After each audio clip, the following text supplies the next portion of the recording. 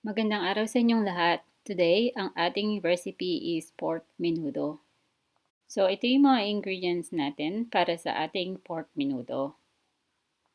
So, para sa ating ingredients, ating pork menudo, ito yung mga ingredients natin.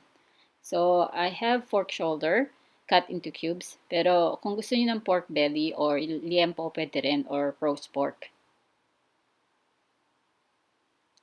Tapos, meron tayong 300 grams na pork liver cut into pieces. Meron garlic, bell pepper, sibuyas or onion. At meron din tayong hotdog cut into pieces. And then we have carrots at saka patatas. So I'm using lemon para sa ating menudo, but you can use calamansi.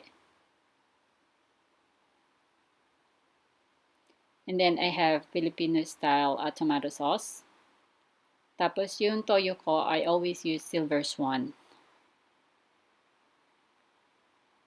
But if you don't have Silver Swan, you can use this instead, Superior. Make sure it's light soy sauce. Tapos meron din tayong pepper.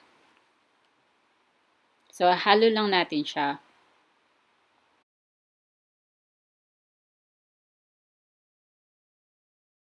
So ihalo natin yung ating pork liver at saka yung pork meat natin. Tapos lalagyan natin ng soy sauce tsaka lemon. Yung lemon, ginagawa ko, niro-roll ko muna siya ng ganito para yung sauce niya or yung juice niya mas madami. So ngayon, ihalo na natin yung ating sauce. So ito yung 1 cup ng soy sauce. So yung pork natin is 1 kilo at saka yung pork liver is 300 grams. So ito yung lemon, ni-squish ko na siya, yung buong lemon. Tapos, lalagyan natin siya ng pepper.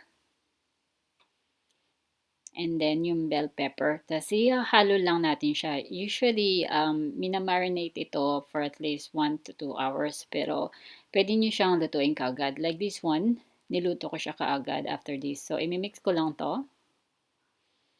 So, we're just gonna mix it. And then, we're gonna add onion, tsaka yung garlic naman. Tapos, pwede na natin siyang pakuluan after this. So now, i-add na natin yung ating chopped garlic at saka yung ating chopped onion.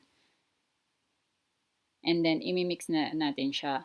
So, yung chopped garlic at saka yung chopped onion, I put aside some of the chopped onion and chopped garlic. Kasi mamaya, pag gigisahin natin itong menudo natin, gagamitin natin yon pati yung bell pepper. So, imimix lang natin siya. Imamarinate natin. At the same time, you can adjust this bago nyo siya pakuluan. So, after this, papakuluan lang natin siya hanggang maging tender na yung ating pork. So, after 20 minutes, so kumukulo na siya, ihalo lang natin siya. And then, this is the time na kung kailangan nyo i-adjust yung taste again. So, just make sure na i-taste nyo siya and then cover it again. And then leave it for about 20 to 40 minutes. So, malambot na yung ating pork. So, i-add naman natin yung ating carrots at saka patatas. Half cook lang siya kasi gigisahin pa natin siya. So, after 10 minutes, malambot na yung ating patatas at carrots. Make sure na half cook lang siya kasi igigisa pa natin siya para hindi siya madurog. So, now, here, ilalagay naman natin yung ating garlic. So, gigisahin natin siya. And then, add natin yung ating bell pepper at saka yung sibuyas at yung hotdog. So, now, i-add naman natin yung ating chopped hotdog. So, gigisahin lang natin yung ating hotdog hanggang maluto siya. And then, i-add natin yung ating tomato sauce.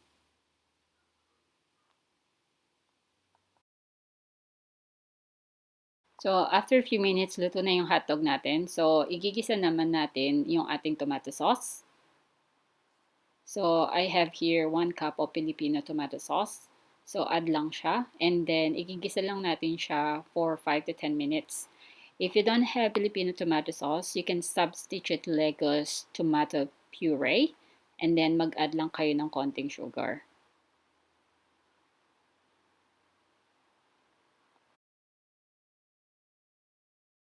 So, pag nagisa na yung ating tomato sauce,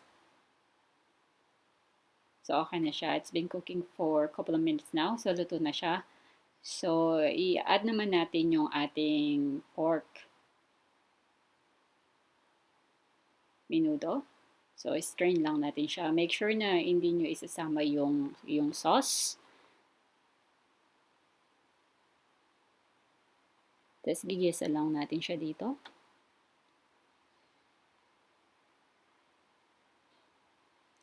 So, now we're gonna add that one.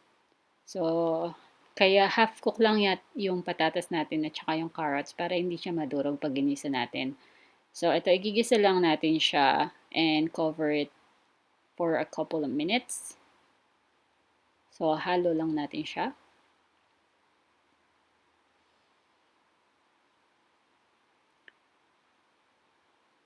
And then, we're gonna let it fry for about 2 to 5 minutes.